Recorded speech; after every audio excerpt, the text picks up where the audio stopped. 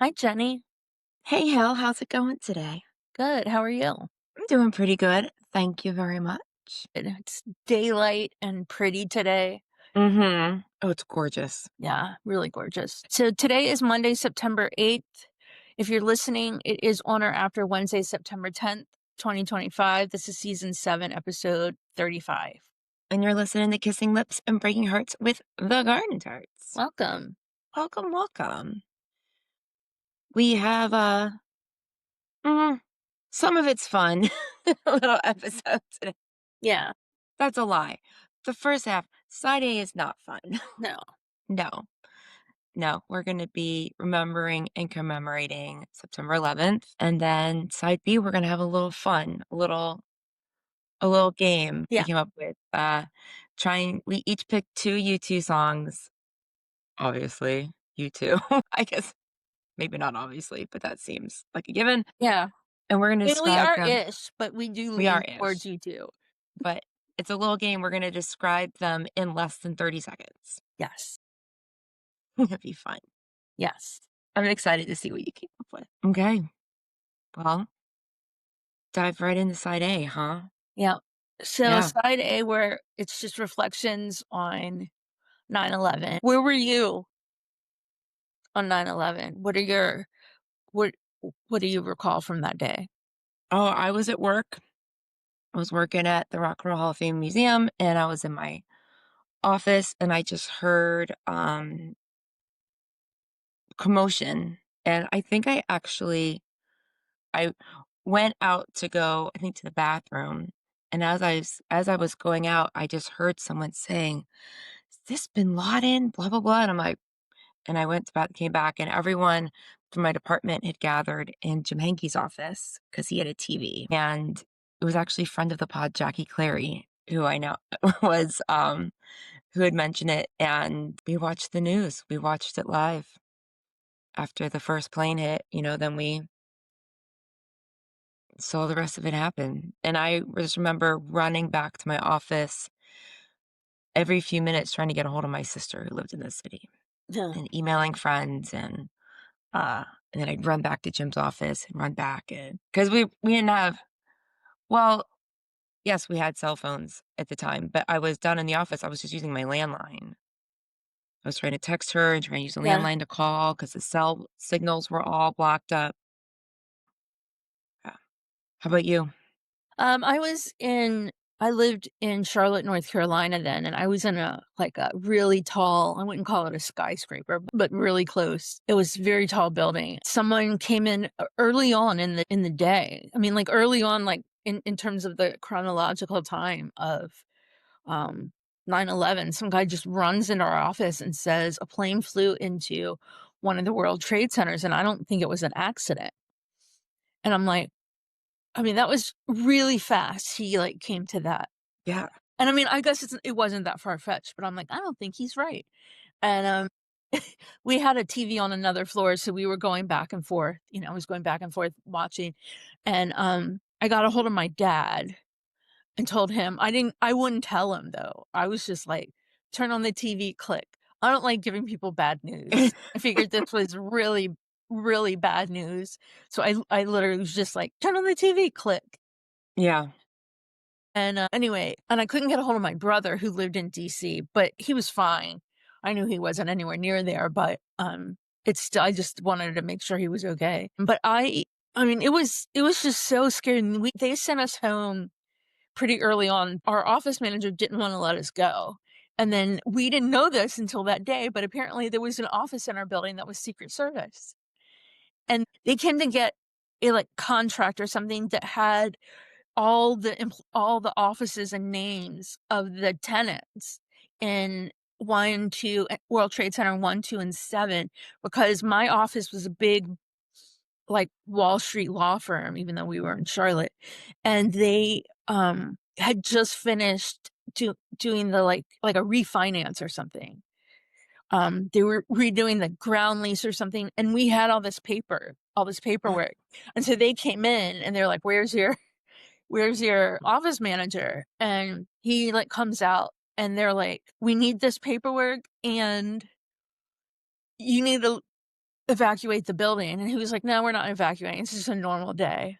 And they're like, Hmm, we've evacuated, like, uptown Charlotte, you gotta go." And yeah, at that point, I don't know what they said to him that convinced him, but they convinced him. And I went home and I lived near the airport, which was weird. Another thing I didn't know about that day, which was my apartment complex apparently, like, they rented out, like, overnight, it was like a almost hotel kinda thing. There were certain areas of my apartment complex that Pilot could, like, yeah. rent out, and I didn't know that that's what was going on, so I get home and there are no parking spaces. I had to park, like, so far away Oh, 'cause yeah, because everyone everyone was grounded, yeah. grounded. And then my cat, who stood in the window and watched airplanes every day, was just like like, "What do I do now? There's nothing to watch." But it was I mean, it was just so upsetting. I remember a lady coming downstairs and saying, because I wasn't in front of the TV all day, but a lady came downstairs and said, one of the buildings fell. And I'm like, "Oh my God." Like, I was thinking it fell like that. And I'm like, "Man, that just took out half of Manhattan." Right. Yeah. And then a little bit of time passed and I'm like, "No, I gotta go. I gotta go see this." So I went back to the TV room and I thought it was like a replay of the first tower falling, but it wasn't, it was the second tower, and, it was just I just remember being so scared that day. What were Yeah. what was the lasting impact on you? I remember being in the lobby and them telling us we were going home, and as I was walking out to the car, I heard someone from our security staff saying that, for Cleveland, the museum would have been ground zero, Yeah, and I was like, "Well, that's fucking scary," and then we learned later that a plane turned around over Cleveland, yeah, in Cleveland airspace, and then, like, you, like, couldn't get home because it was just everyone in downtown was trying to leave at the same time, you still could I did get a hold of my sister, by the way. She lived in Chelsea at the time, which wasn't all the way downtown, but far enough that there was, like, dust in the air when she got home, but she was way uptown babysitting that day for her nannying job. Lasting effects, I remember just being I lived alone in an apartment, and I remember being really like, irrationally and knowing it was irrationally scared that some terrorist was gonna show up at my door. yeah, Like, I was actually like, I couldn't lock the windows and lock the doors enough, like, I feared for my own safety so much, just being alone, and when I was with people, I was fine, but that took a while, and then it's been really weird. I remember when my now almost 18-year-old, I forget when she was in elementary school that they started teaching about 9/11 a little bit, and I was like, "Oh, no, no, you'll scare the kids too much. yeah, Like, this is not okay, this is not okay, you cannot tell the kids, like, they're too young for this." right, And both my husband and I had, like, visceral reactions to that thought of our young 10-year-old learning about this, but to her, it was just history. yeah. It was really weird. It was really weird. Then I guess it's like I mean, not the same time difference, but I guess it's like us learning about Pearl Harbor in Yeah, school. Like, there's yeah, never a right time to tell people a horrible story. but, to the people who lived through that, it's like one of the scariest days of their lives getting that news and wondering Yeah, what's next maybe, and then, for us, it's just history. yeah, And bad things happen in history, right, which we now know is not true right. because it has to Totally. be present at some point. Yeah, yeah. Well, that day, I fully expected for terrorist attacks to become the norm. Like, I was like, "Well, this happened, so it's gonna just keep happening, like, once a month or something." Like, I just expected it to just keep going. I'm glad I was wrong. Yeah, I was more aware and patient in airports, and, but aside from sadness and shock lingering, my day-to-day life didn't change. I think pre-20 I would have said, "That goes to show you the resilience of our nation. Terror, couldn't destroy or even derail our spirits long term." right. I'm not sure how we would rally over a situation like that now. I'm not sure, how we're gonna rally over our current situation. So, No. Yeah, I agree. I mean, there was a divisive president in the White House in 2001, and he brought us all together, but yeah. that divisiveness is different than Oh, absolutely. And I mean, this divisiveness, yeah. I was hardcore against George W. And if I had seen him that day, I would have given him the biggest hug. I Yeah, still would give him the biggest hug. Like, he just yeah. seems like a guy, you wanna hang out with. But That was his whole campaign, wasn't it? The guy you yeah, wanna have a beer with? yeah. But but I mean, seriously, like, I actually sat there and said, b believe it or not, I'm kind of glad that George W. won because I couldn't see Al Gore getting us through that as smoothly as George W. did. I Yeah, mean, just, like, I I personality-wise, yeah, yeah. I could understand that. I mean, maybe Al Gore would've shocked us, but he seemed a little more stoic. I suspect he would have, but I just remember being in the moment being like, "I'm actually glad that W's Right. our president," which I definitely would not have said prior to that day. I will also say big time lasting effect that I just thought of, that's the day I subscribed to CNN's breaking news alerts. Hmm, I was not a regular consumer of the news yeah. before then. So, I did watch the new I only watched, like, for a while I watched, like, the Today Show in the morning, and then at some point I switched to CNN. But I did wake up in the morning and watch the news as I was getting ready, like, every morning. I don't do that yeah. anymore.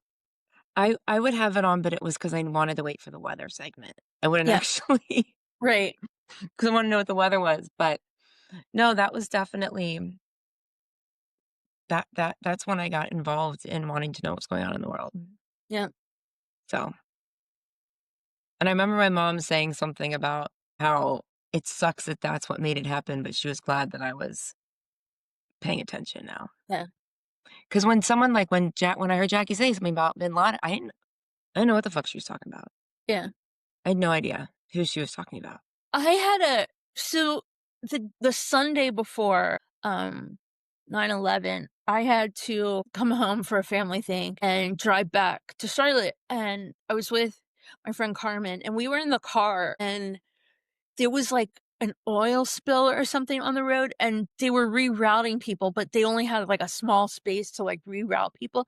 So we were, Yeah, like, in the car for, like, 14 hours or something like that. I mean, I'm not kidding. It was, like, yeah, horrendous, and every so often, we could get off the road and, it would move a little bit, and we could go and get some food or something, but we didn't yeah, get very far, and we'd have to get back on because that's the only way anyway. And we were in the car, and she said, like, "We had pretty peaceful times since our lifetime." I mean, we yeah, had the Gulf War, but, like, I hate to say it, but that didn't really impact us that much. I mean, yeah, no, it didn't. That was yeah. definitely yeah, So she just was talking about war, and I said, I feel like our next war, like, we're not gonna know exactly who our enemies are." And she was like, "What do you mean?" And I'm like, "I don't know. I don't know what I meant. I just said it, and I don't know what I meant. I think I meant just, like, an organized militia. Like, I don't think we're gonna interesting. fight with an organized militia like we Yeah, did in, World War One, World War Two, etc." And, anyway, I interest also the weekend before that, I was in Cleveland, and mhm, you walked me to my gate. I did.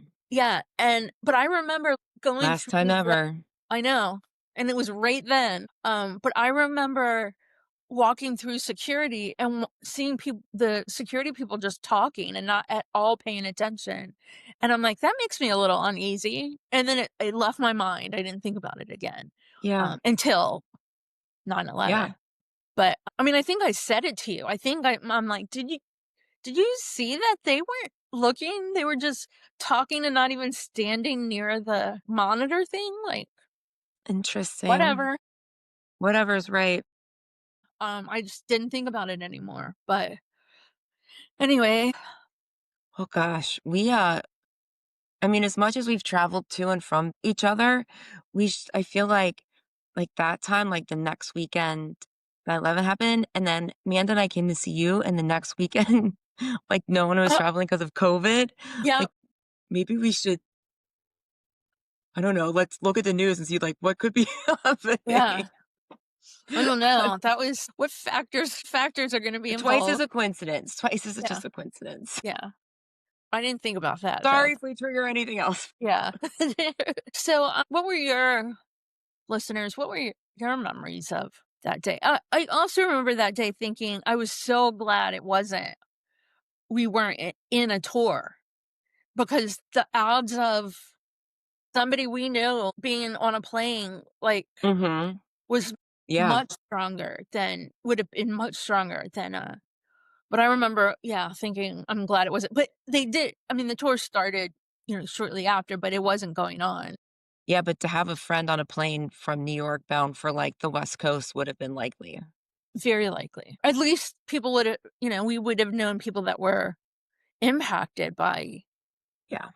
more than just, a couple hours delay or something, like but anyway, where were you listeners on that day? How was your life changed by 9/11?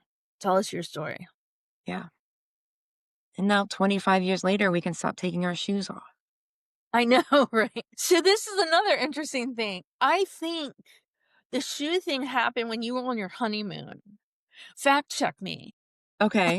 some reason, I remember thinking, "Wow, Jenny flew to Ireland with her shoes on, and she's gonna have to come home without her shoes on," I and think so, but I vaguely remember having this discussion before. it was it was liquids. That's when we had Yeah. to start doing liquids. Yep.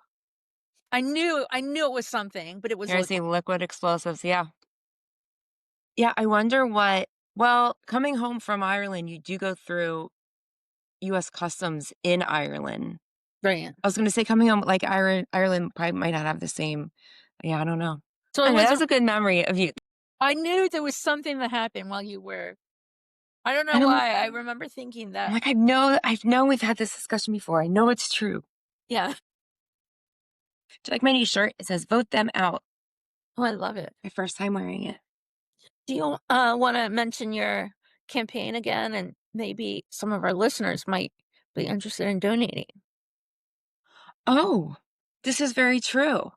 I am running for school board here in Shaker Heights, Ohio. And while that might feel a million miles away from you, please know that school boards are like, it is now one of the toughest races in the country, one of the most contested, not contested, but important roles in the country because so much of the shit that's been going on, the anti trans, the don't say gay, the book bans, friggin' 10 commandments in our schools, part of that is because these lower level local elected positions have been infiltrated by the far right.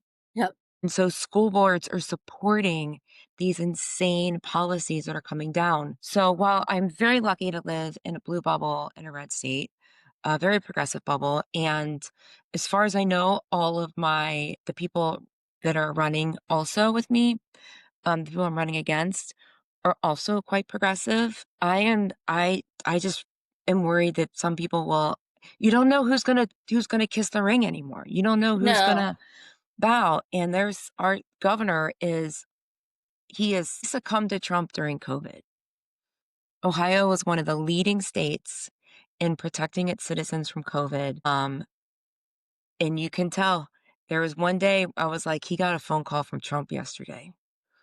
I mean, he got a slap on the wrist and Yep. everything changed. And now we're friggin' sending National Guard to DC and stuff. And I really want to be a strong voice on our school board to protect our kids and our community from this fucking crazy stuff. Yeah. So if you want to go to Jenny number 4 Shaker, jennyforshaker.com, look it up. Uh, if you are important, Bono, you're welcome to fill out the endorsement form. Gladly put you on there. Any of you four. uh, but if you are feeling like supporting a local election, you can do that right on the website. Thanks for the reminder, Hill. No problem. I'm Yeah, excited. yeah. Um, yeah, Okay. if you're important. So we have If you're important. if you're all important. That's my question for Bono over whiskey and cake. Will you endorse me, please? I have an interesting question that it kind of comes full circle, but we'll get to Okay. that later. Um, so in Virginia, who we're very blue for some reason, our last election, a Trumper got in, Youngkin, who is just disgusting. And anyway, we have a governor election in November, and it's two women running against each other, and we've never had a woman governor before. So Well, no matter what you will. That's amazing. if you're listening and you're in Virginia, please support Abigail Spanberger because What a great she's the name. isn't it? She's the one who's not gonna bow down to Trump. The other lady has, Trump ideals, so don't vote for her, and I can't remember her name, but it's hyphenated, but whatever. Please vote for Abigail Spanberger. Because it's not awesome like Abigail Spanberger. It's not awesome. Anyway, so please, and if you know people in Virginia, please remind them to vote for Abigail Spanberger and Jay Jones, and I cannot remember the woman that's running for lieutenant governor, but Jay Jones is running for attorney general, and I've known him since he was a child. I cannot believe Aw, a grown up, much less running for attorney general, right? That's but cute. really cute. Like I think it was like his fourth birthday or something was a Spider-Man party. Aw, Yeah, and I haven't talked to him, like, he's been campaigning, he's been around here, but I've not been able to, like, go yeah. to any of his events, but I cannot wait to talk to that kid. Not a kid, but I just remember Man, time has him. gone by. Yeah. Yeah. Whew. Okay. Okay. Well, let's head into side B. And since we're going to have a little U2 fun, I don't want to forget to throw in that the last time we had a little U2 game, we missed a song.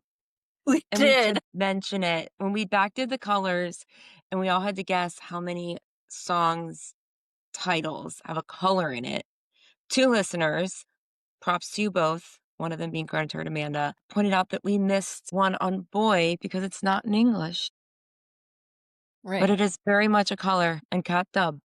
Yep. Black cat. No big omission on our part. Yeah, that was a big miss. Thank you. So thanks to you both. Okay, So, we've 2 songs that we have to explain in 30 seconds or less. Do you wanna go first? sure. Okay, Okay. I did this as if the band is asking Chat GTP to help them write a song. So basically, hey, Chat. I don't want to say the other name because she'll turn on everywhere. Hey, Chat, write me a lyric that listeners will believe when I tell them it's a tribute to The Who, but is really about God. And throw in the phrase intellectual tortoise. Tortoise. And throw in the phrase intellectual tortoise. I couldn't even get it out. That's all because of you. Yeah, that's a good one. Okay, so my first one is the anti-love song or U2's version of a long love song.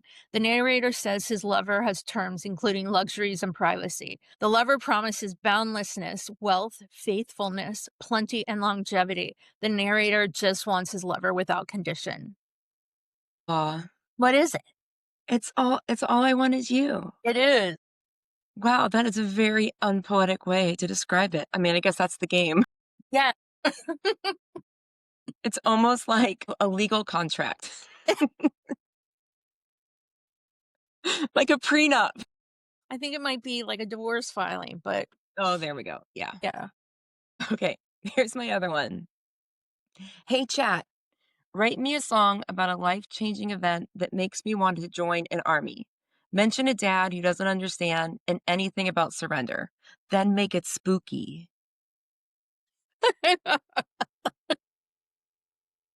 Why does This Is Where You Can Reach Me Now sound like a Halloween song? It does. I it drives me crazy in a way that I don't understand. We'll get to that album at some point. The point.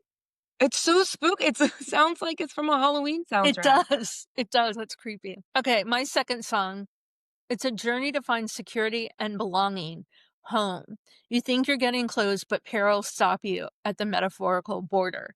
You feel so close, yet so far away. Ha, that's not it.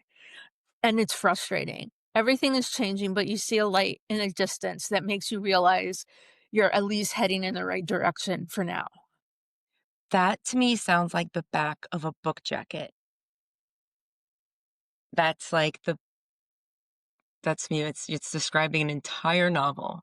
It's a sort of homecoming. I was really proud of this, and I was gonna go in and, like, ask ChatGTP for, like, some points, but I was like, "No, should know these songs." Like, these are 2 Right. songs that I am, like, in those songs. Like, I get those, and so Yeah. I didn't do it, and I kinda was And proud of. I decided to go for 2 songs that I found things quirky in them. Yeah.